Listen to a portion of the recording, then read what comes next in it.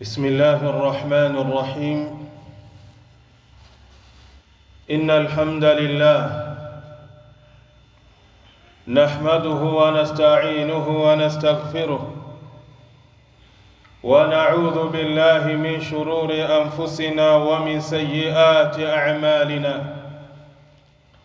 من يهده الله فلا مضل له ومن يضلل فلا هادي له، وأشهد أن لا إله إلا الله وحده لا شريك له، وأشهد أن محمدًا عبده ورسوله، بلغ الرسالة وأدى الأمانة ونصح الأمة، وتركنا في المحجة البيضاء ليلها كنهارها لا يزيغ عنها إلا هالك. أما بعد، فإن أصدق الحديث كتاب الله، وخير الهدي هدي محمد صلى الله عليه وسلم، وشر الأمور محدثاتها، وكل محدثة بدعة، وكل بدعة ضلالة.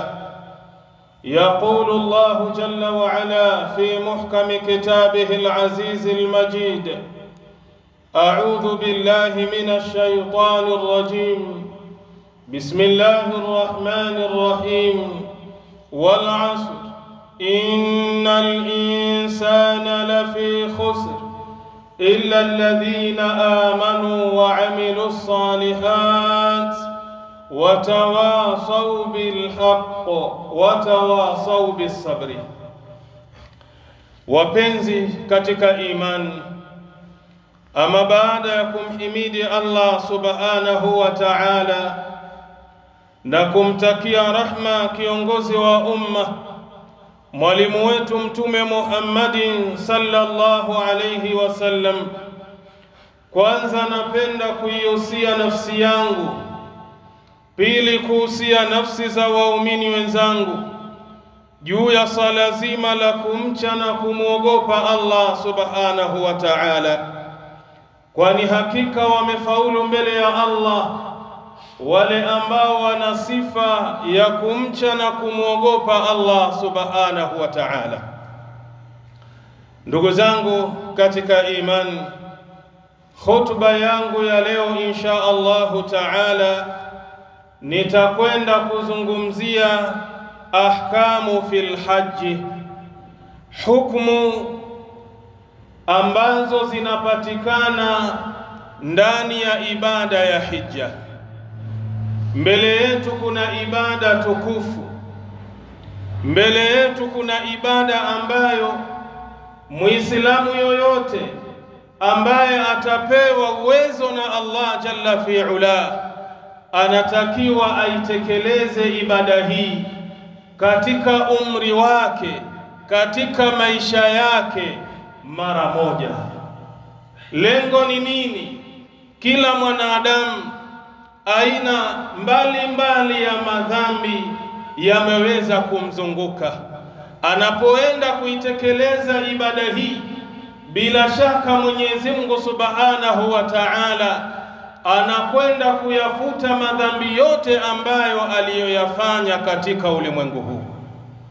Bila shaka hii ni ibada ambayo ni muhimu katika maisha ya huyu mwanadamu ambaye ni Muislamu.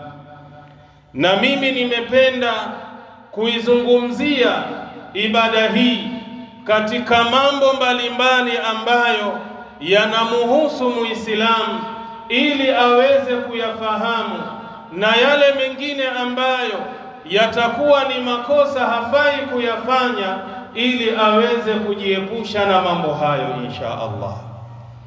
Ikhwata al-iman, ndugu zangu katika iman, al-hajju ahadul arkani al-khamsati allati buniya alayha al-islam. Ibada ya hija ni mojawapo katika zile nguzo tano, nguzo ambazo Uislamu umejengwa juu yake.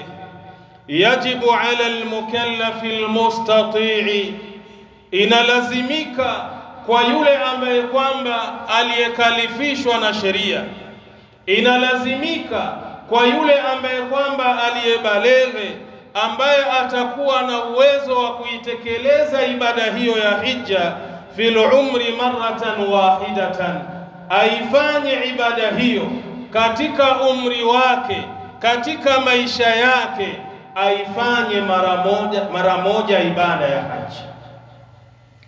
Waman wajaba alayhi alhajj, na yule ambaye atakuwa analazimika juu yake kuitekeleza ibada ya hija, wa amkanahu fi'luhu, na ikawa kuna uwezo wa kuifanya hiyo ibada ya hija, lazimahu ta'jiluhu, anatakiwa ajilazimishe kuifanya haraka ibada kama hiyo.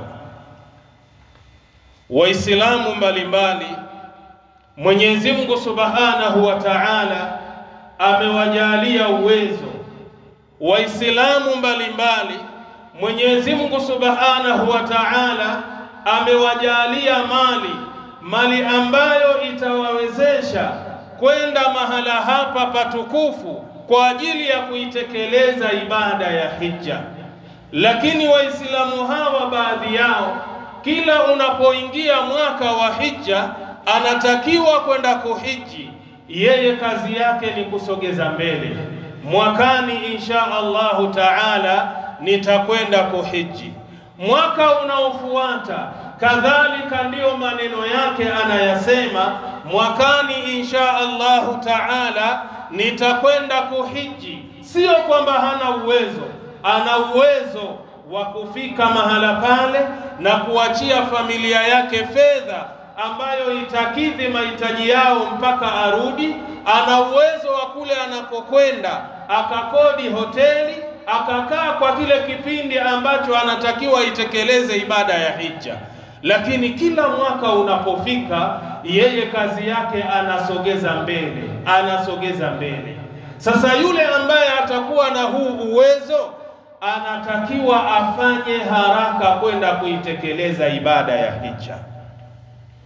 Qala Rasulullah sallallahu alayhi wasallam, amesema mtume wa Allah, rehma na amani zimshukie yeye, man arada alhajja, yoyote ambaye anatarajia kwenda kuhiji, yoyote ambaye anahitaji katika maisha yake kwenda kuitekeleza ibada ya hija, faliyataajjal, na afanye haraka kwenda kuhiji, na afanye haraka kuitekeleza ibada ya hija.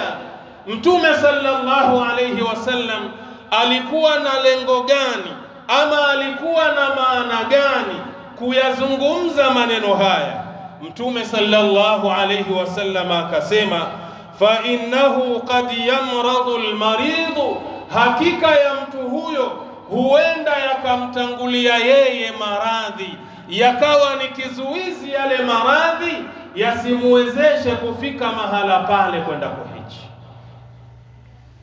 Hakuna mwanadamu ambaye anajua kesho yake itakuwa vipi. Ile kesho ambayo kwamba mimi na wewe naitarajia, kesho ile ipo katika mikono ya Allah jalla fi'ala.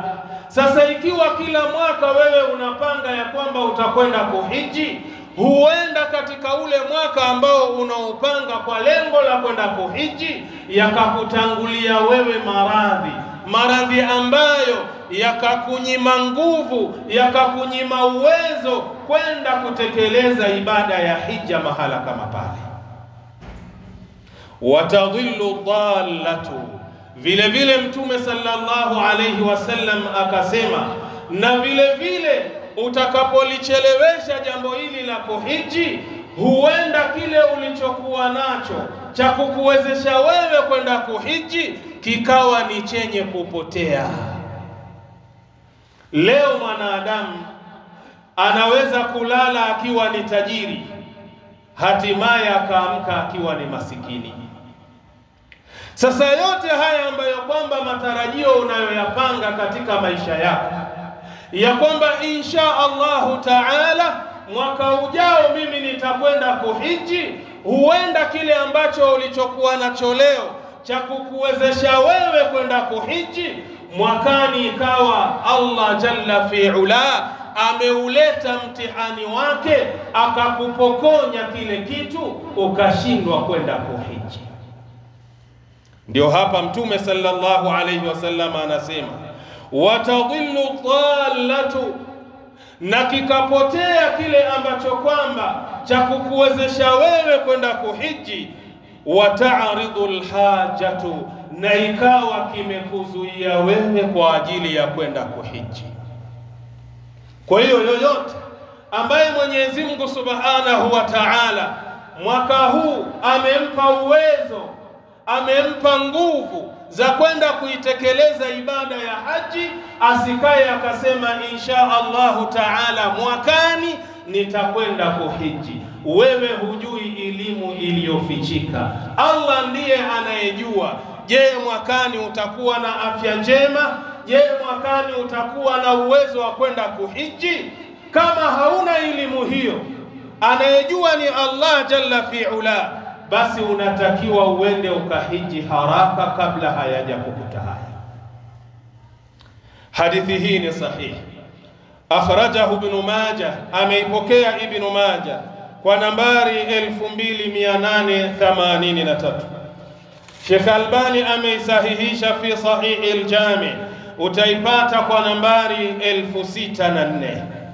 Wa mata tuwfiya man wajaba alayhi al-hajj wa lam yahujja, na wakati wowote atakapokufa mtu ambaye alikuwa na uwezo wa kwenda kuhiji lakini hakuwahi kwenda kuhiji, wajaba an yukhraja anhu min malihi hajja, inalazimika itolewe katika mali yake, litolewe fungu katika mali yake.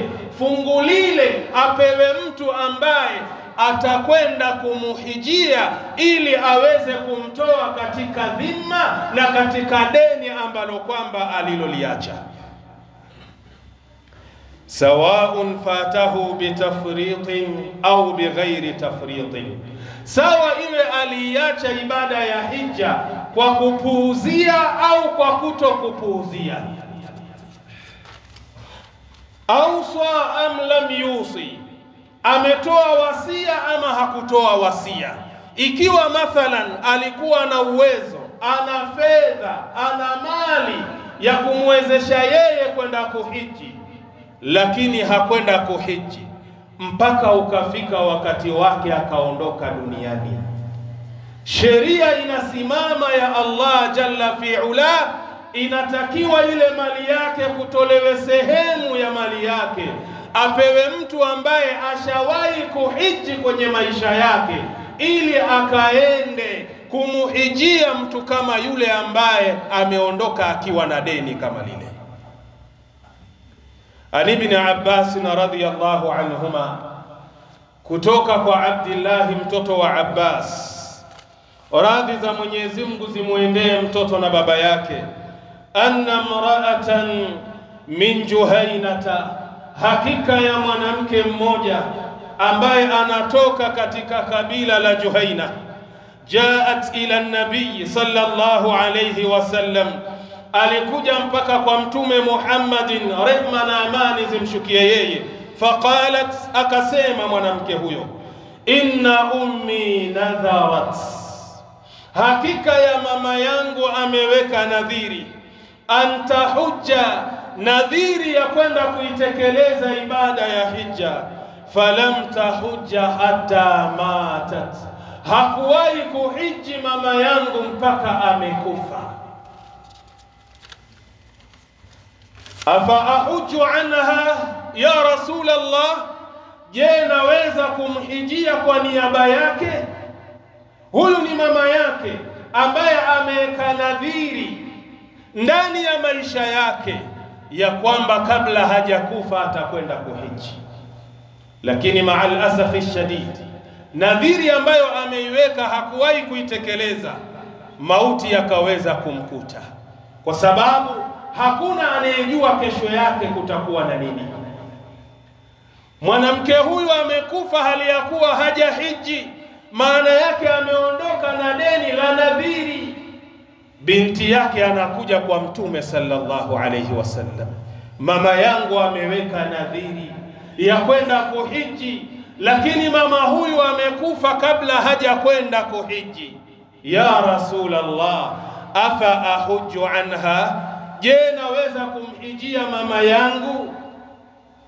Qala, akasema Mtume sallallahu alayhi wasallam, naam, huji anha, ndiyo unatakiwa umhijie mama yako.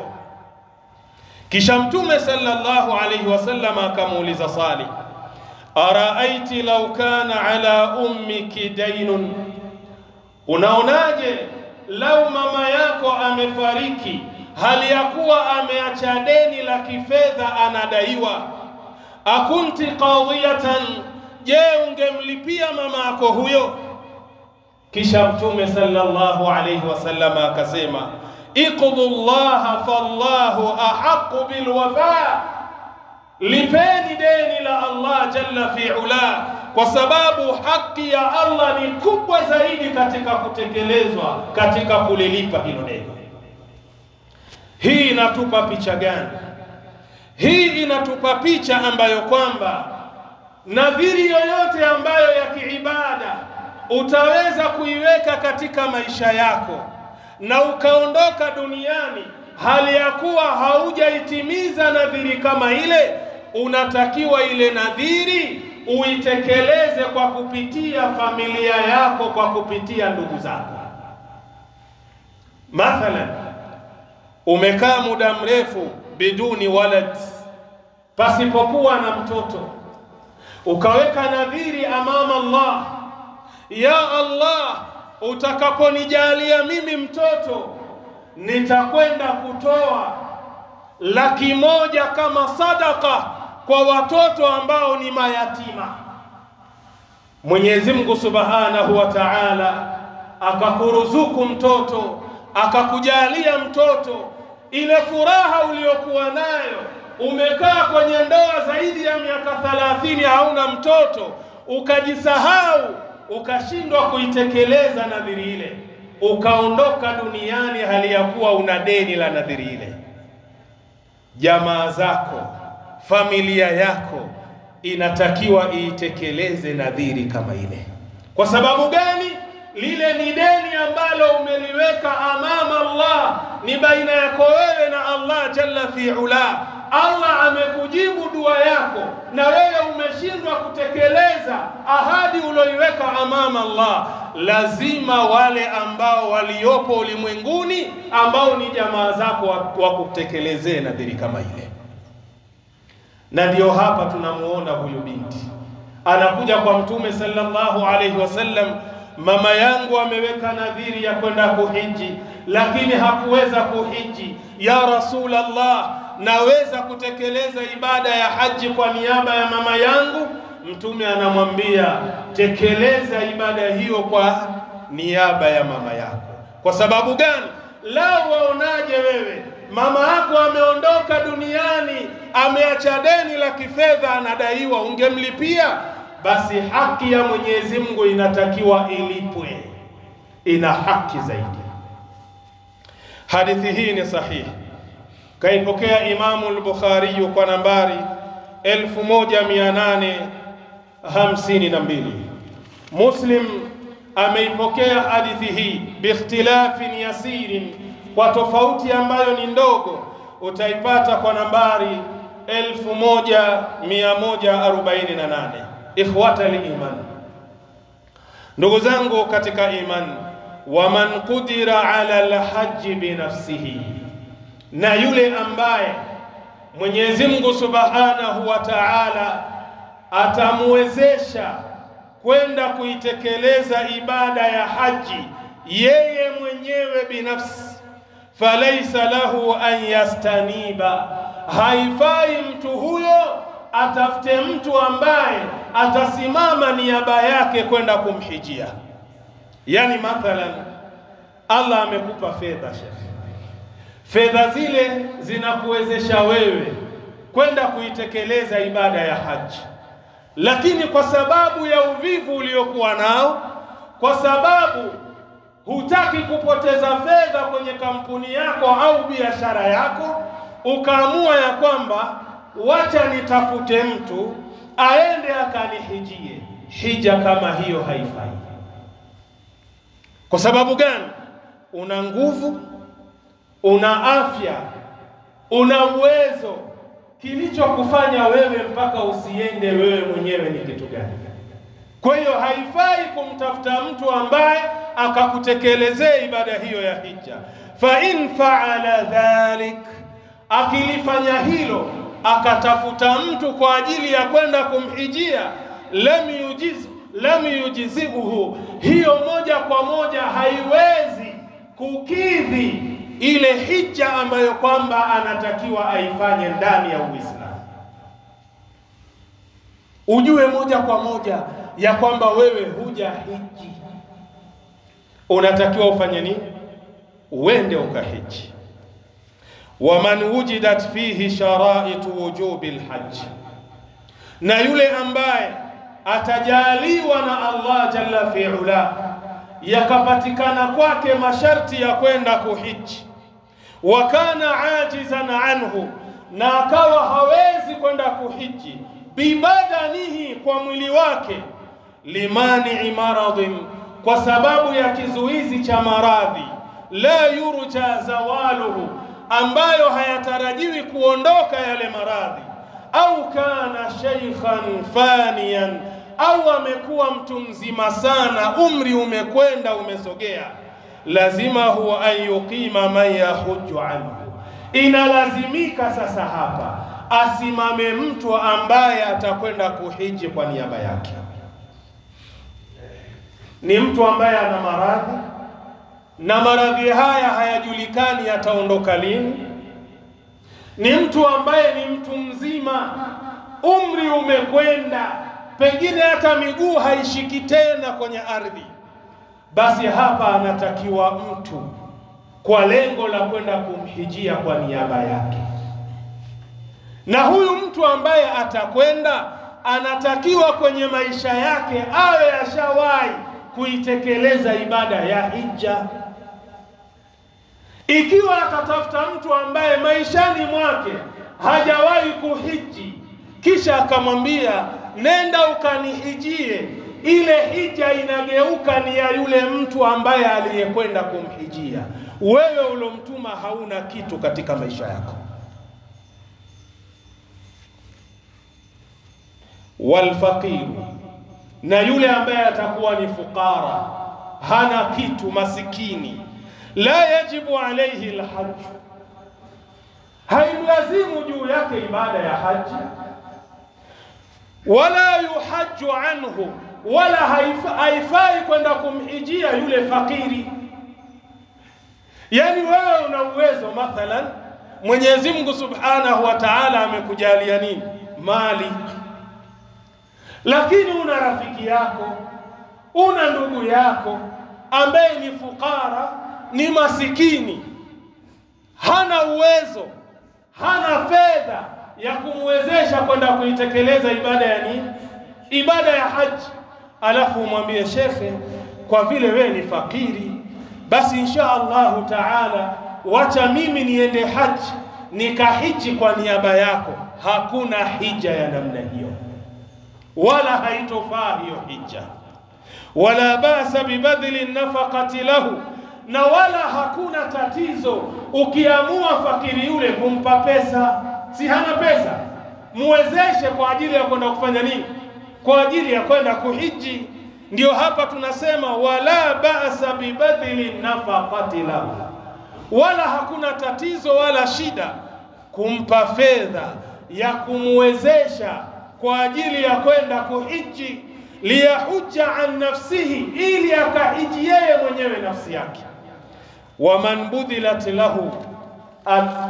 budhilat lahu nafaqatul hajj, na yoyote ambaye atawezeshwa, atapewa pesa kwa ajili tu akaitekeleze ibada ya hija, walam talhaquhu biqabuliha darar, na wala asipate madhara kutokamana na fedha aliyopewa. Maana sio kila pesa ambayo unayopewa iko salama. Sio kila pesa ambayo unayopewa kwa ajili ya kwenda kuitekelezea ibada ya haji iko nini? Iko salama. Hapana. Iwe ni pesa ambayo iko salama, haina matatizo, hajanyang'anywa mtu, hajaporwa mtu, haijaibiwa mahala, haitokamani na biashara ya haramu. Sasa yule ambaye atapewa fedha ile na ikawa ile fedha katika kuichukua haitomletea shida, fala haraja alayhi fi qabuliha, hakuna makosa na wala hakuna uzito kisheria kuikubali ile fedha kwa ajili ya kwenda kufanya nini?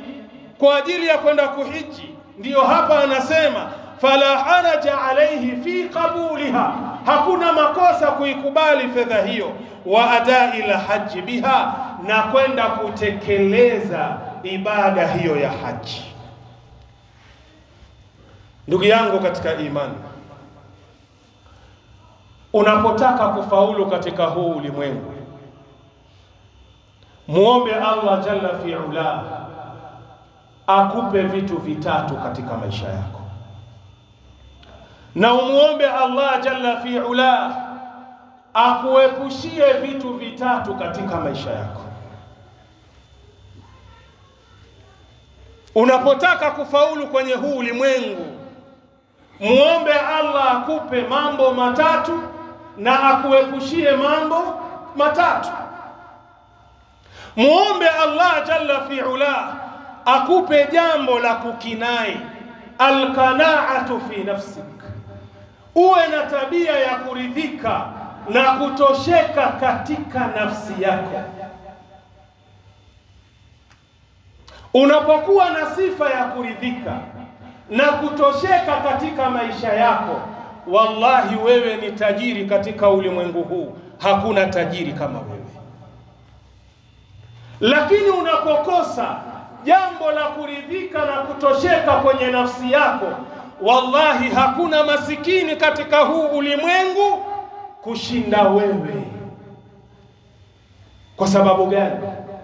Kwa sababu ikiwa umekosa alqanaatu fi nafsik, kuridhika kwenye nafsi yako, kila unachokiona mbele yako utakuwa unafanya nini? Unakihitaji, unakikusanya, unaona kinakustahiki wewe, hakimstahiki mtu mwingine. Mtume sallallahu alayhi wasallam anasema katika maneno yake matukufu, laysa alghina an kathrati alarad, sio utajiri mtu kuwa na mali nyingi, sio utajiri mtu kuwa na mabiashara makubwa makubwa, sio utajiri mtu kuwa na makampuni mbalimbali. Huo sio utajiri, ijapokuwa sisi wanadamu leo huu ndio tunauona ni nini? Ni utajiri. Leo mtu anatembelea gari nzuri mashaallah, leo mtu anamiliki nyumba nzuri mashaallah, leo mtu anamiliki kila aina ya kitu kizuri ambacho anakihitaji kwenye ulimwengu. Sisi tunaona mashaallah huyu ndio tajiri. Mtume sallallahu alayhi wasallam anamkataa mtu huyo akisema laysa alghina an kathrati alarad, sio utajiri kuwa na mali nyingi, walakinna alghina, na lakini utajiri ghina nafs, ni ule utajiri wa kutosheka kwenye nafsi yako, ni kule kuridhika kwenye nafsi yako, ni kule kutosheka na kile kichache alichokupa Allah jalla fi'ala. Wallahi ukiwa na sifa hiyo ndani ya ulimwengu huu, anta ghaniyun, wewe utakuwa ni tajiri. Jambo la pili ambalo umuombe Allah jalla fi'ala akujalie nalo katika maisha yako, as-sabru, uwe na subra. Kwa sababu gani? Qala Ali radhiyallahu anhu, Ali amesema, radhi za Mwenyezi Mungu zimwendee yeye, as-sabru min al-iman, subra ni miongoni mwa iman, bimanzilati ar-ra'si min al-jasadi, ni kama mfano wa sehemu muhimu na nyeti ya kichwa katika mwili wa mwanadamu. inamaanisha nini? Inamaanisha ya kwamba man la sabara lahu la imana la, yule ambaye hana subra na imani pia hana. Wa man la ra'sa lahu la jasada la, na yule ambaye hana kichwa pia mwili hana. Leo mtu anapokosa subra, muangalia anavyohangaika kwa waganga shekhi. Kila mganga anaelezwa ya kwamba bwana, wewe wataka kuwa mtu mzito, wewe wataka kuwa tajiri, wewe wataka kuwa fulani. Kuna mzee mmoja nenda kwake, matatizo na shida zako zimeishia hapo. Kitu gani kilichomfanya ende kwa mganga? Ni kukosa subra katika maisha yake. Na ndio maana Mtume sallallahu alaihi wasallam anasema, man ata arrafan au kahinan, yoyote ambaye atamuendea mtu ambaye anadai ni mganga au anajua elimu iliyofichika, fasaddaqahu bima yaqul, akamsadikisha kwa yale atakayomwambia. Wewe unataka kuwa tajiri Ndiyo, basi nahitaji uniletee kitu fulani fulani fulani fulani. Kisha mtu huyu anamsadikisha yule mganga, anakwenda kuvitafuta vile vitu, anamletea yule mganga. Mtume anasema nini? Fakad kafara bima unzila ala Muhammad, hakika ya mtu huyo amekufuru na kupinga kile alichoteremshiwa Mtume sallallahu alaihi wasallam. Na Mtume ameteremshiwa nini? Al-Qur'an. Sasa leo unapokwenda kumpinga Mtume alichoteremshiwa na Allah ambayo ni Qur'an, unatarajia wewe kesho unakutana vipi na Allah jalla fi'ala? Ili ufaulu kwenye maisha yako, muombe Allah akupe subra katika maisha yako. Allah anasema nini? Innama yuwaffa sabiruna ajrahum bighairi hisab, hakika si vinginevyo Allah anawalipa wale wenye kusubiri malipo yao yasiyokuwa na hisabu. Ama kitu cha tatu, muombe Allah jalla fi'ala akujalie jambo gani? Hubbul khairi lil akharin, kuwatakia khairi na kuwapendea khairi watu wengine. Najua nimewaacha kwenye njia ya panda, lakini nitakuja nitawaeleza kwa nini nayazungumza haya. Unatakiwa umuombe Allah akupe neema hii ya kupenda khairi kwa wale wenzako wanapoipata ile khairi. Mtume sallallahu alayhi wasallam anasema, ahibba linnas ma tuhibbu li nafsika, wapendelee watu khairi kama unavyoipendelea ile nafsi yako. Hayo ni mambo matatu. Kila ukikaa muombe Allah jalla fi'ala afanye nini? Akupe kwenye maisha yako. Na kuna mambo matatu, muombe Allah kuweke mbali mambo matatu kama hayo. La kwanza kabisa, al-ananiyatu, ni ubinafsi. Kuna watu leo wana ubinafsi. Ubinafsi maana yake ile khairi unaitaka wewe peke yako, mwenzako asiipate ile khairi. Hii inaitwa al-ananiyatu. Kila khairi inapotokea unaona wewe ndo unastahiki kuipata hiyo khairi, wenzako hawastahiki kuipata hiyo khairi. Wallahi, jambo hili muombe Allah akuwekee mbali kabisa. Thaniyan, jambo la pili, muombe Allah jalla fi'ala akuweke mbali na kitu kinachoitwa al-hasadu. Hasadi kwenye maisha yako ni sumu ya maendeleo ya maisha yako. Na hasadi ni ipi? Ni ile ambayo mwenzako yuko na khairi, wewe kila siku unalia unaitaka ile khairi muondokee. Kila siku unalia ile khairi kama itawezekana Allah akupe wewe. Ukiangalia al-hasadu na al-ananiyatu ina uwiano fulani. Hasad, alichokuwa nacho mwenzako ndio unaomba kimuondoke, lakini al-ananiyatu, khairi yoyote inayotokea wewe ndio unataka uipate khairi kama ile. Jambo la tatu, alhikdu, chuki. Muombe Allah kwenye huu moyo wako akuepushie kitu kinachoitwa chuki. Allah akiepusha chuki kwenye maisha yako, wallahi wewe utafanikiwa katika hii dunia. Watu wengi wanafeli kwenye maisha yao ni kwa sababu ya chuki zao walizokuwa nazo. Sasa ukitaka kupata maendeleo kwenye ulimwengu, muombe Allah akupe hayo mambo matatu na akuepushie hayo mambo matatu. Kwa nini nimezungumza hivyo? Wallahi kuna matajiri ambao kwamba kila mwaka wanatoa fedha zao, wanawawezesha watu ambao hawana uwezo wa kwenda kuhiji, wanatoa fedha zao watafutwe wale wanyonge wasiojiweza kwa ajili ya kuwezeshwa kwa ajili ya kwenda kuhiji.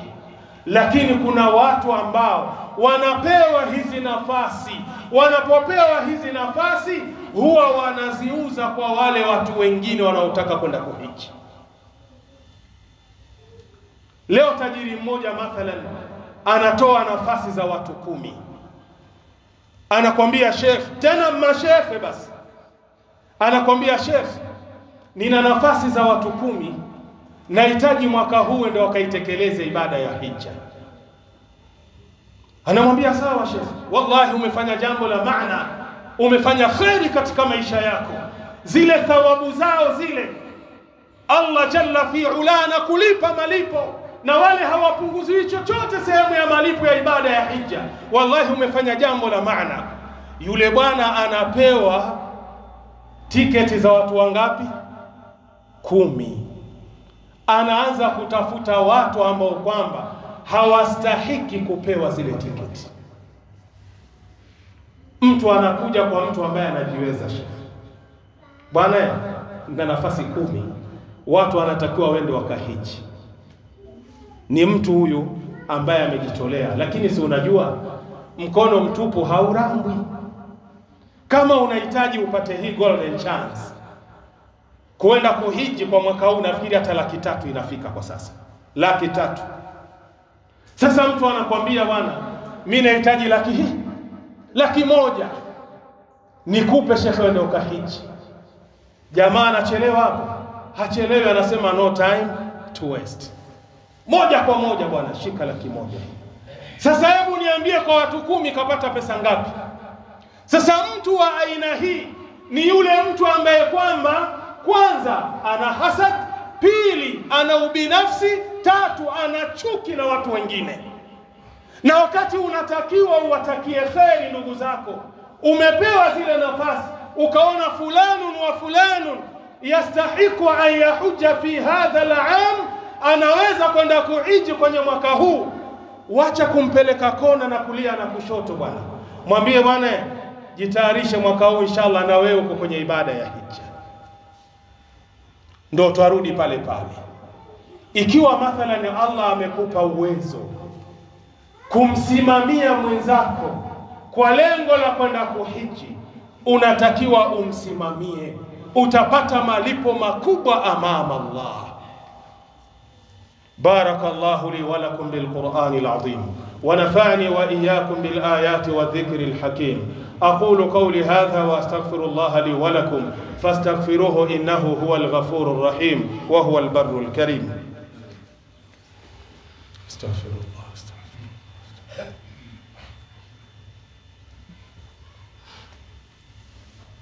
بسم الله الرحمن الرحيم. الحمد لله رب العالمين، والصلاة والسلام على أشرف الأنبياء والمرسلين وعلى آله وصحبه أجمعين. أما بعد، إخوة الإيمان، ndugu zangu katika iman, ikiwa bado tunaendelea na hutuba yetu ambayo inasema ahkamu fil haji, hukumu ambazo zinapatikana katika ibada ya hija.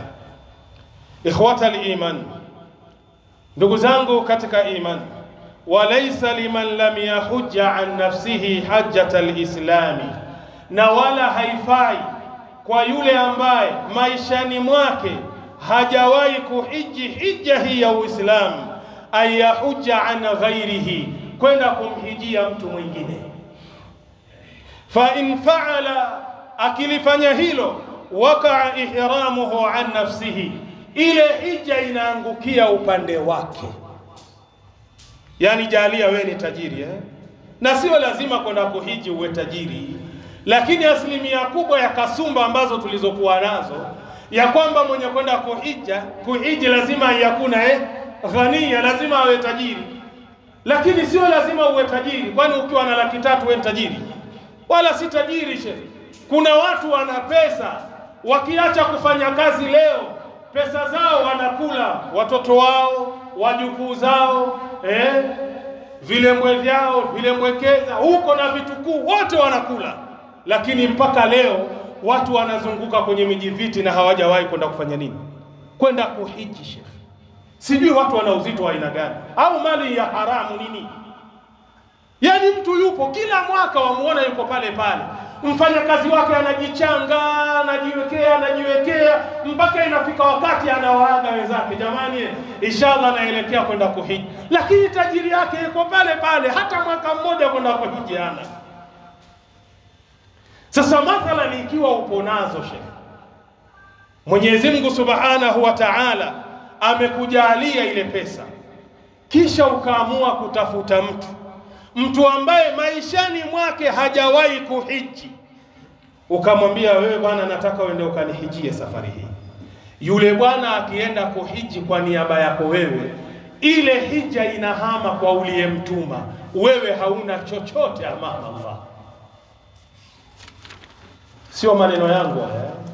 Ani ibn Abbas radhiyallahu anhuma qala, kutoka kwa Abdullah mtoto wa Abbas, radhi za Mwenyezi Mungu zimwendee mtoto na baba yake, amesema anna an-nabiy sallallahu alayhi wasallam, hakika ya mtume rehma na amani zimshukie yeye, sami'a rajulan yaqul, mtume akiwa haji alimsikia mtu mmoja anasema, labbaika an shubrumata, nimeitikia mwito wako wa kuhiji ewe Allah, lakini ni kwa niaba ya Shubruma.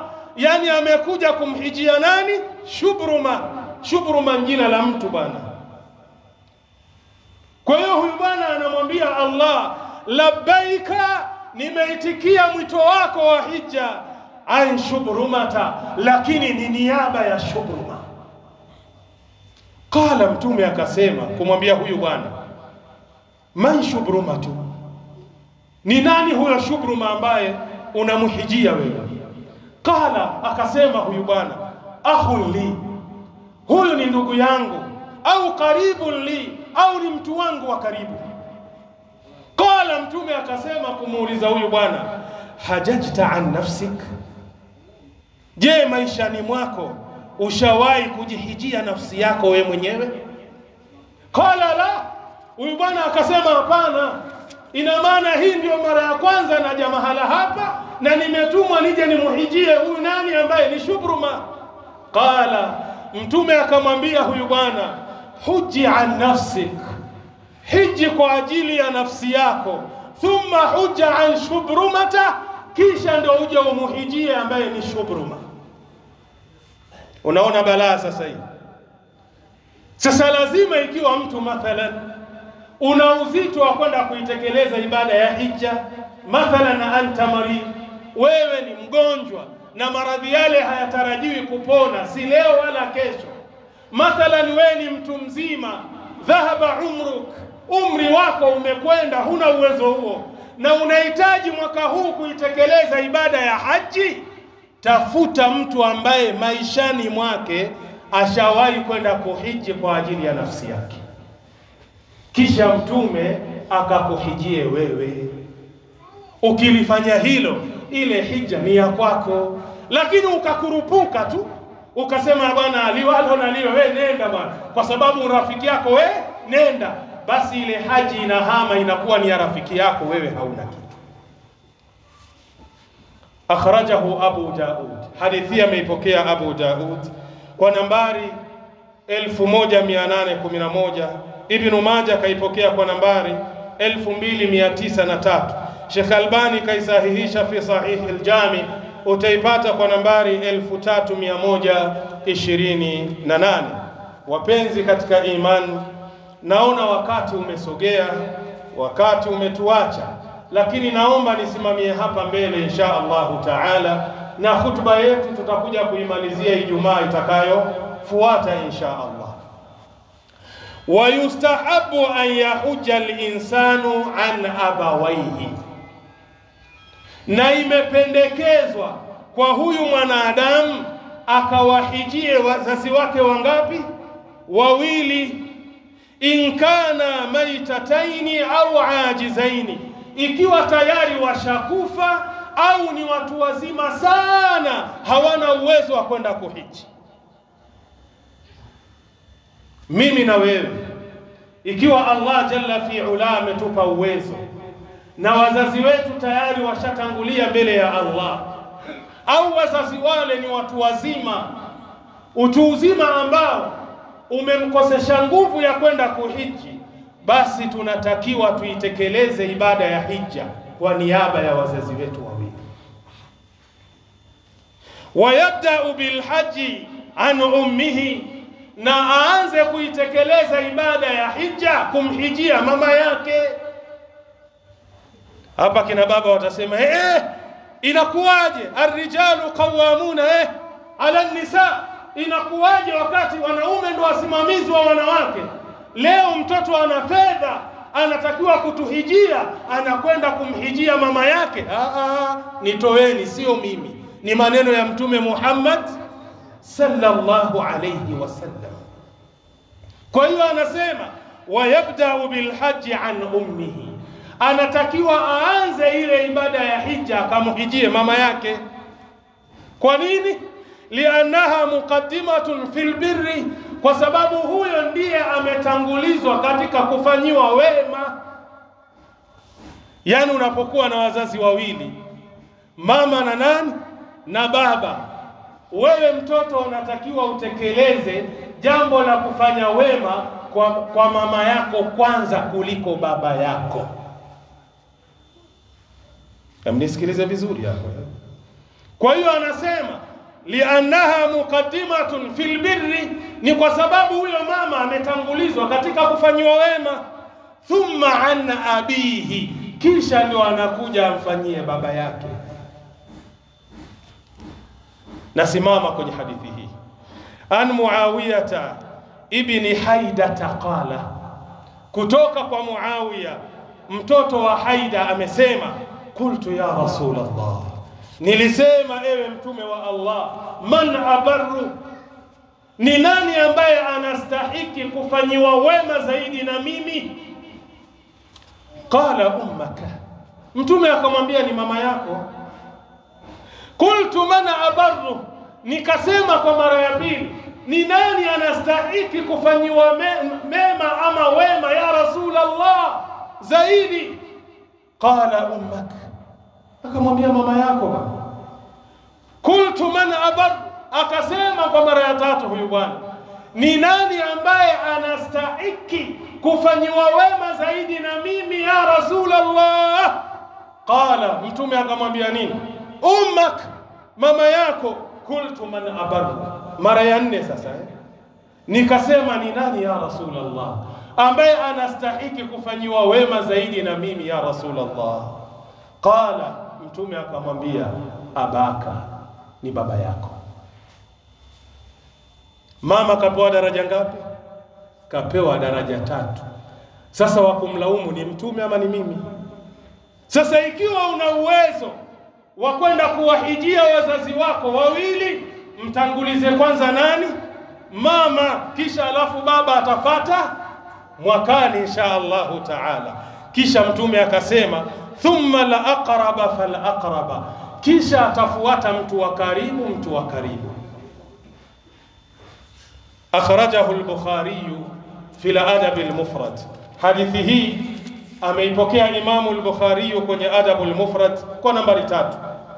Ameisahihisha Sheikh Albani fi Irwa'i al-Ghalil, utaipata kwa nambari 2170.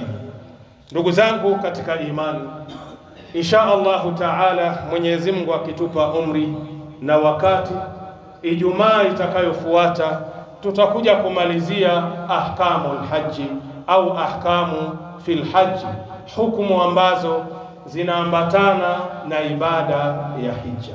Ikhwata al-iman, napenda kutoa wasia. Wasia huu ni kwa kila Muislamu ambaye Allah jalla fi'ala amemwezesha kwenda kuhiji, anatakiwa akahiji. Kwenye umri wako ni mara hii, ni mara moja tu shekhi. Lengo ni kwenda kufuta dhambi zote ambazo umezifanya katika huu ulimwengu. Ni nani ambaye hataki kufutiwa dhambi zake kwenye dunia hii? Ni nani ambaye hana dhambi kwenye ulimwengu huu? Kila mmoja ana madhambi yake. Lau Mwenyezi Mungu jalla fi'ala vifua vyetu anatuwekea skrini fulani hivi, inaonyesha machafu na mazuri ya watu wanayoyafanya, watu wengekimbiana katika hii dunia. Lakini Allah ameyaweka ni siri. Kila mmoja hajui kheri ya mwenzake wala hajui shari ya nani, ya mwenzake. Na kuhiji sio lazima uwe tajiri. Yawezekana kwenye mihangaiko yako umeweka akiba ya 700,000. Kwenye akaunti inasoma kuna 700,000. Kuna 300,000 za kuwezesha wewe kwenda kuitekeleza ibada ya nini? Ya hija. Zitoe kwa ajili ya Allah jalla fi'ala. Nenda ukahiji. Usiseme mwakani inshallah nitahiji. Hauwezi kujua mwakani kutatokea nini. Mwaka umefika ndio umefilisika. Hauna hata shilingi. Na mwaka uliopita ulikuwa na uwezo wa kwenda kufanya nini? Kuhiji. Mwaka umefika ni mgonjwa chakari. Ile pesa yote uliyokuwa nayo kwenye akaunti inatumika kwenye kutibika wewe. Haya, lau kama ungekwenda kuhiji wakati ule ulipokuwa na ile pesa kabla hujafikwa na maradhi, haya ingekukuta kweli? Hapana. Inna Allaha wa malaikatahu yusalluna ala nabi ya ayyuhalladhina amanu sallu alayhi wa sallimu taslima. Allahumma salli ala Muhammadin wa ala ali Muhammad كما صليت على آل إبراهيم إنك حميد مجيد. اللهم بارك على محمد وعلى آل محمد كما باركت على آل إبراهيم إنك حميد مجيد. وارض اللهم عن الخلفاء الأربعة منهم أبي بكر وعمر وعثمان وعلي وعن سائر الصحابة أجمعين. اللهم أعز الإسلام والمسلمين وأذل الشرك والمشركين ودمر أعداءك أعداء الدين وانصر جيوشك المسلمين. أقم الصلاة.